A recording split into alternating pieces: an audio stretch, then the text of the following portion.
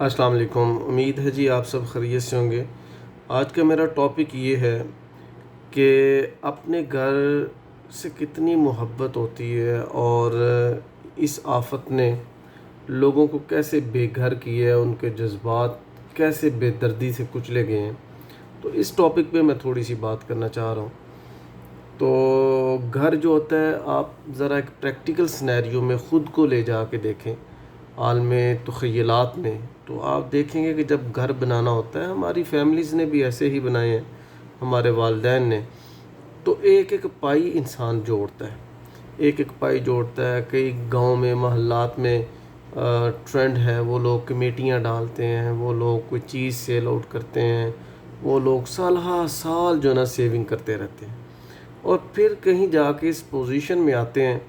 کہ وہ لوگ کوئی زمین پرچیز کرتے ہیں، اور پھر زمین پرچیز کر کے اس پہ آہستہ آہستہ آہستہ آہستہ کنسٹرکشن سٹارٹ کرتے ہیں۔ یہ تو سٹیز ہے، گاؤں کے لوگ جب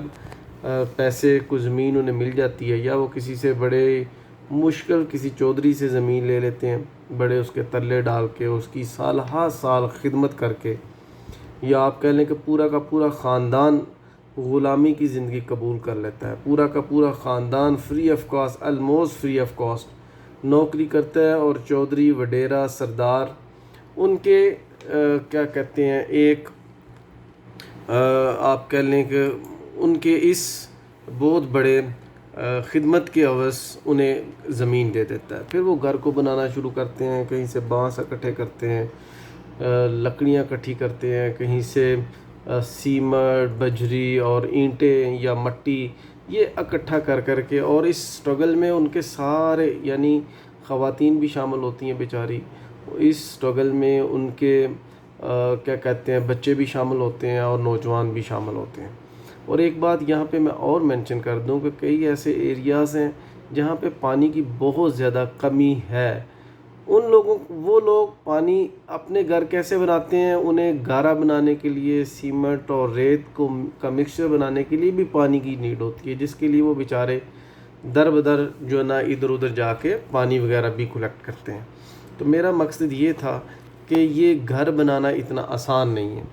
اور پھر جب گھر بن جاتا ہے تو اس گھر سے انسان کی ویسی ایفیلیشن فارم ہو جاتی ہے، وہ جس جگہ پہ رہتا ہے اس کے در و دیوار سے واللہ ویسی محبت ہو جاتی ہے سب سے زیادہ۔ اور یہ ایک نیچرلی پروسیس ہے۔ تاجدار مدینہ صلی اللہ علیہ وسلم نے جب مکہ پاک چھوڑا نا، مدینہ کی طرف جب ہجرت کی، تو آپ نے مکہ نکل کر مکہ کی طرف دیکھا بڑے دردمند انداز سے، اور فرمایا اے مکہ، مجھے تجھ سے محبت بڑی ہے، لیکن کیا کروں، تیرے باسی ادھر مجھے رہنے نہیں دیتے۔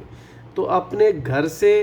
بہت زیادہ محبت ہوتی ہے، ایک نیچرلی پروسیس ہے۔ ایون آپ جانوروں کو دیکھ لیں، پرندوں کو دیکھ لیں،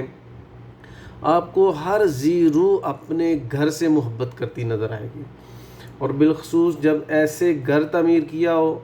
پھر ایموشنل جذبات بھی اٹیچ ہوں، اور راتوں رات آپ کو کوئی کہہ دے کہ بھائی آپ گھر خالی کریں، تو کس طرح آپ کو درد ہوگا، کس طرح وہ آپ کے احساسات کچلے جائیں گے۔ میں تو سوچتا ہوں کہ جب یہ سیلاب آیا ہے تو جس طرح ہر چیز ڈسٹرائے ہو گئی ہے، تو وہ بیچارے تو یار جب جا رہے ہوں گے کسی سیف پلیس پہ، وہ تو مڑ مڑ کے اپنے گھر کو دیکھتے ہوں گے۔ آپ کہہ لیں کہ جو چھت ہے وہ گری ہوئی چھت کو دیکھ رہے ہوں گے، اپنے گھر کے کمروں کو دیکھ رہے ہوں گے۔ تو یہ ایک بڑا اذیت ناک احساس ہے، جسے اگر انسان دیانتداری سے سوچے تو اس کے اپنے جو جذبات ہیں وہ کچلے جائیں گے۔ اور پھر ایک تو پازیٹیو ایموشنل اٹیچمنٹ ہے ان گھروں کے ساتھ، اور دوسرا اب سیلاب کی وجہ سے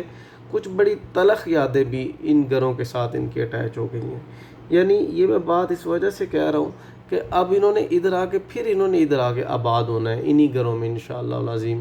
with the passage of time. لیکن یہ گھر جہاں انہیں خوشی دیں گے، ہم واپس آ گئے ہیں، وہاں یہ بہت بڑے درد کا ذریعہ بھی پرماننٹلی ان کے لیے بن جائیں گے۔ ان کے بہت سے پیارے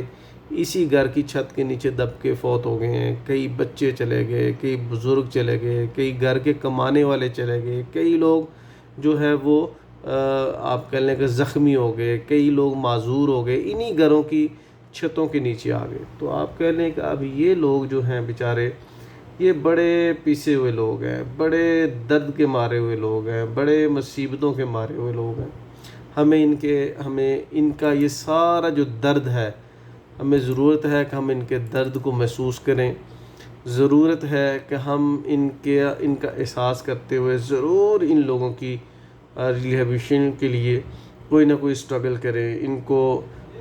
دوبارہ سٹینڈ کرنے کے لیے۔ ابھی بہت سے ان کے کام ہیں بیچاروں کے، ابھی تو کھانا، میڈیکل، اس کے بعد ان کے بچوں کی ایجوکیشن، پھر گھروں کی کنسٹرکشن اور بہت سے ایسے میٹرز ہیں۔ تو ہم انشاءاللہ العظیم ان کو کبھی بھی تنہا نہیں چھوڑیں گے۔ اس لیے میری بھرپور اپیل ہے، جو شخص جو کچھ ان کے لیے کر سکتا ہے وہ ضرور اپنا حصہ ادا کرے۔ بہت شکریہ جی، السلام علیکم ورحمۃ اللہ وبرکاتہ۔